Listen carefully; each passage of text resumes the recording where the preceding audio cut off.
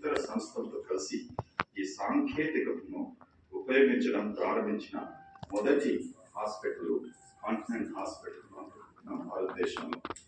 Continental hospitals క్లినిక్లో నాణ్యత, ఫలితాలు మరియు ఉన్నత ప్రమాణాలు మరియు అనేక దేశాయ అంతర్జాతీయ గుర్తింపులను ఈ సంస్థలు గుర్తించాయి మరియు అందువలన వారి ఆర్టిఫిషియల్ ఇంటెలిజెన్స్ సాంకేతికలతో సహకరించాలని నిర్ణయం తీసుకున్నారు. గత సంవత్సరంగా భారతదేశంలో మొట్టమొదటిసారిగా continental cancer early detection and treatment department doctor Ravindranathan ఆధ్వర్యంలో ఏర్పరిచాం కాంటినెంట్ హాస్పిటల్లో. ఈ సంవత్సరం రొమ్ము క్యాన్సరు, ఊపిరితిత్తుల క్యాన్సరు మరియు ప్యాంక్రియాటిక్ క్యాన్సర్ ప్రారంభ క్యాన్సర్ నిర్ణయం కోసము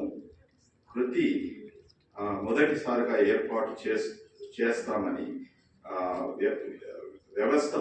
వ్యవస్థాపకుడు మరియు ఆర్టిఫిషియల్ ఇంటెలిజెన్స్ ద్వారా దాదాపు 5 సంవత్సరాలు ముందుగానే ఈ క్యాన్సర్లకు అధిక ప్రమాదాన్ని గుర్తించగలమని లేదా హై రిస్క్ పేషెంట్స్ను మనం తెలుసుకోగలమని ఈ ఆర్టిఫిషియల్ ఇంటెలిజెన్స్ ద్వారా మేము ఇంప్లిమెంట్ చేస్తున్నాం. ఇది మొదటిసారిగా వైద్యంలో గేమ్ చేంజర్. ఇది క్యాన్సర్ లేదా దాని ముందస్తు గుర్తింపు నుండి వేలాది మందిని రక్షించడంలో సహాయపడుతుంది. ఇది అవసర మరణాలను నివారించడమే కాకుండా క్యాన్సర్ చికిత్స లక్ష్యంలో రూపాయలు ఆదా చేస్తుంది.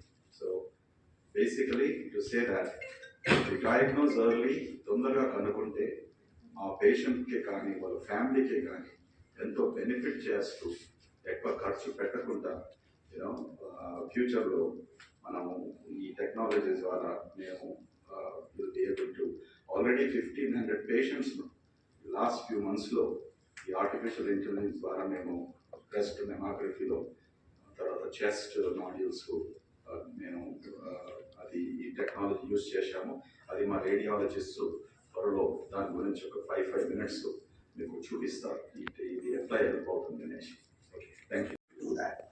I'm seeing the same when you're talking about it. So I was very heartened to look at when all 4 of you, when you spoke about, you talked about the fact that you could do things faster.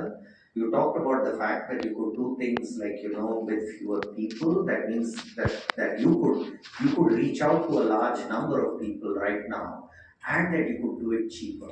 So when you think about this means for a country the size of India with 1.44 crore people, where medical care is very uneven, right? So when we look at some of those numbers, I look at 5 lakhs is a lot of money for a lot of people. 10 lakhs is a lot of money for a lot of people when you're talking about treatment and so on.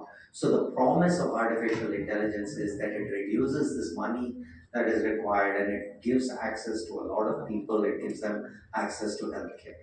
So the reason why I said it is personal for me, I can just tell you, I've had 2 very, very close family members who benefited from early diagnosis, one of breast cancer and the other of stroke. And when you were talking about it, so both of them, and it happened that they had this access because of the social situation we are in. We had quick access to doctors, we also come from a family of a lot of people who are in the medical profession. So this access saved their lives. They lead incredibly healthy lives at this point in time. So for me, it's personal when you say that your ability to detect these things and to detect it early will allow people to lead very